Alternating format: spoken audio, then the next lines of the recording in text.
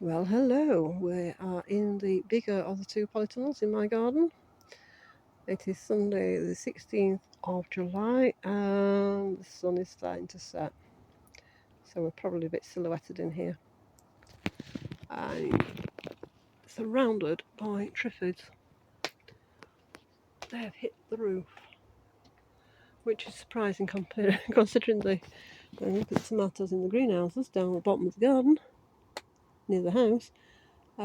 These are doing really, really well.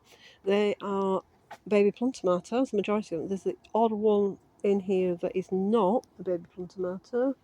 I think I've got maybe one or two black cherries in here.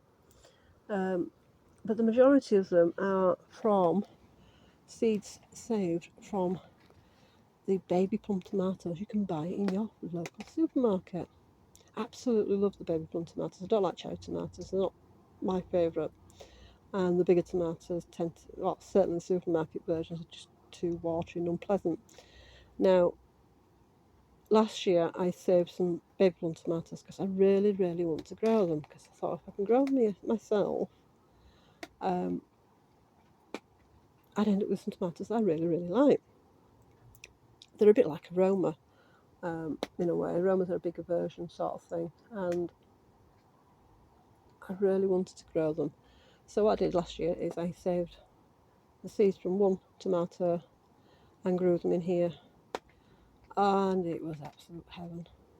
I could come in on an evening after work and stuff my face basically with tomatoes straight from the vine. Don't care about washing them. If you don't spray chemicals on them, you don't have to worry about what's on them. You don't care if anything's crawled over them. You don't get to 56 and without eating a few germs. And so last year I grew some, and they were my favourite, absolute favourite. And of course, if you had days when you've not really watered them for much, it does actually increase the flavour. If you water them daily, you sort of you're basically washing the flavour out of them. And if you leave them for 2 or 3 days and then you pick them, the flavour is so intense and so sweet. It was, well, took some into work for people to share at work, and they only got a fraction of what was growing in here, to say the least. So what I did again this last winter is I saved some seed from another baby plum tomato that I'd bought from the supermarket and dried the seed out.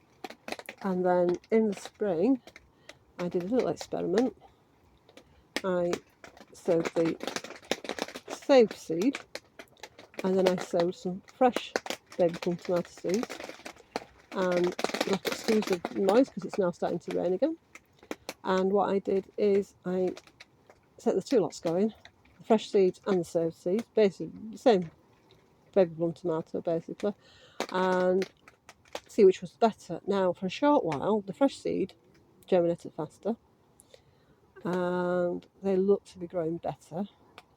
And then I'm just trying to work out, I think tomato plants on this side are from the fresh seeds, and the ones on that side are from the saved seeds. Now, I have thinned out some of the leaves on these to give them a bit more air, so although they may look scraggly, they're not genuinely that scraggly. It's because I trimmed them the other day because there was a lot of foliage in here and I didn't want to lose them to humidity. And for a short while, I think the fresh seeds was growing slightly better than the saved ones, and I wasn't sure whether it was just sheer luck, whether it was the location, whether one side of the polytunnel was better for sunlight than the other. Soil-wise, in theory, they should be the same, but no guarantees. There is a giant sycamore tree right behind me at the top end of this polytunnel, which is usually the reason why the top of the polytunnel doesn't do as well as the front of the polytunnel by the door. But other than that, after a few weeks, they've just romped away, hit the roof. They are 2 metres tall. They would possibly carry on growing longer if physically they could. They are definitely, I would say, an intermediate, just simply by the way they grow. And I'm looking forward to eating baby plum tomatoes off the vine again. They have been flowering. There are some on here already. You can see that in this light. And there's lots more flowers. And I'm really impressed with them. Unfortunately, the ones down in the greenhouses, it's different varieties. What I did is I sowed the baby plum tomato seeds, and then I sowed some specific varieties like black cherry, Brad Atomic, some of the, I think it's tiger, pink tiger, one or two other varieties that I'd bought, and they'd gone into the greenhouses, and they're not doing it all well. The only thing I can think of, the problem is, I think it's something to do with the lighting in there. It must be the lighting, because what I've got going on there, originally I put some netting in early spring. I put some netting up on the roof of the greenhouses to shade for the seedlings, which is fine. And then later, towards the end of spring, I actually put some whitewash onto the outside of the greenhouses, so I've double shaded it. And it's the only thing I can think of is the reason why they're growing so badly. Because the soil improvements that I've done in here, I did the same to the greenhouses. So it's either I've not watered them enough. I know admittedly some of them have been attacked by slugs, which will knock them back a little bit. But I'm not impressed at all by the ones in the greenhouse. Because they're like, the best one, there's only one that is probably about 18 inches tall. And the rest, well, the majority of them I don't think barely hit a foot high. Whereas these are like 2 metres and would like to grow a hell of a lot more.